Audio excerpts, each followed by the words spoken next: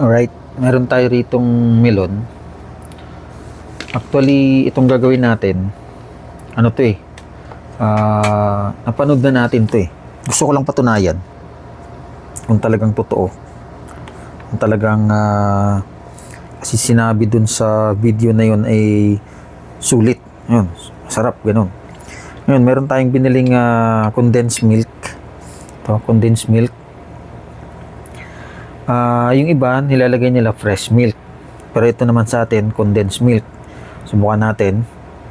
Tapos pinrosin natin to. Yung melon. Gagawa tayo ice cream. Ayos na ayos to.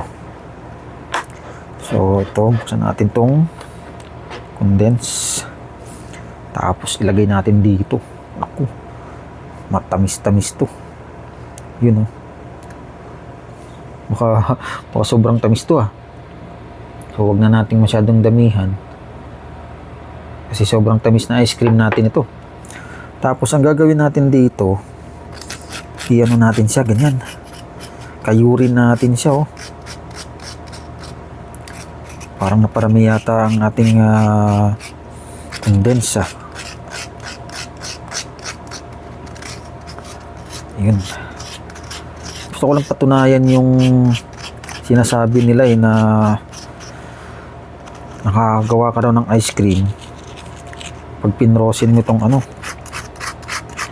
pag pinrosin mo yung prutas, kahit anong prutas tulad ng watermelon, ito naman melon lang to, di ba? Wala tayong ice cream scooper no, pero kutsara na lang gagamitin natin. So tsatsagaan mo lang kasi matigas nga yung ano, matigas nga yung ating melon dahil galing nga sa freezer, pinreeze natin. So ito palang nagagawa natin, yan o, parang totoo talaga. So makakagawa ka ng ice cream from fresh na fruits. Advisable to sa medyo malaking fruits kasi pagka maliit mahirap. So ayan siya oh. Ayan. Ang lamig sa kamay. Oh. Ayan, tsagaan mo lang talaga. Wala namang mga bagay na masarap na hindi mo paghihirapan eh. So ayan. Ayan na siya. Pero marami pa dapat to. Kailangan natin kayurin pa.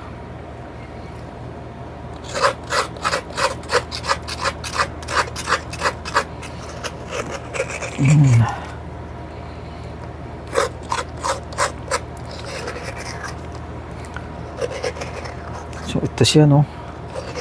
Kung mayroon kang ice cream scooper, may scoop na siya. Kailangan din sigurong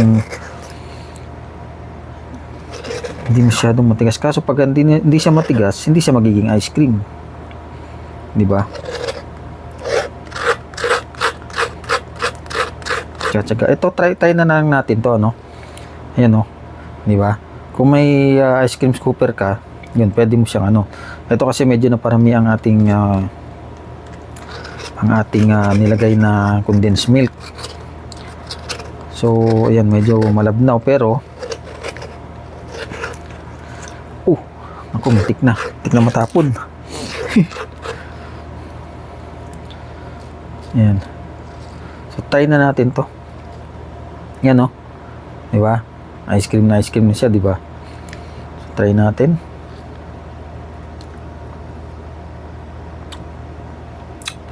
Grabe yung sarap nga. Okay nga. Totoo nga pala to. Totoo pala yun. Totoo pala. Legit. Legit. Parang kumakain ka talaga ng ice cream na fresh. Kaysa yung binili mo dun sa ano.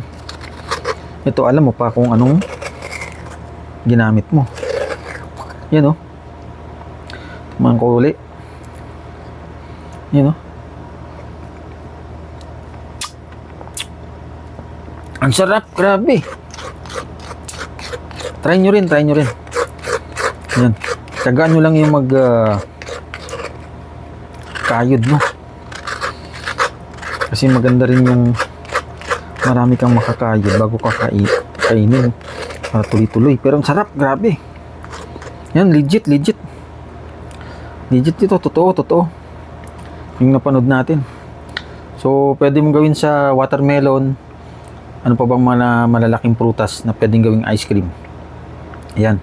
Sulit. Yun, oh. Ang sarap. Yan, shout out sa mga all. Thank you very much sa mga patuloy na sumusuporta sa ating maliit na channel. Pagpalain naman bawat isa. God bless everyone.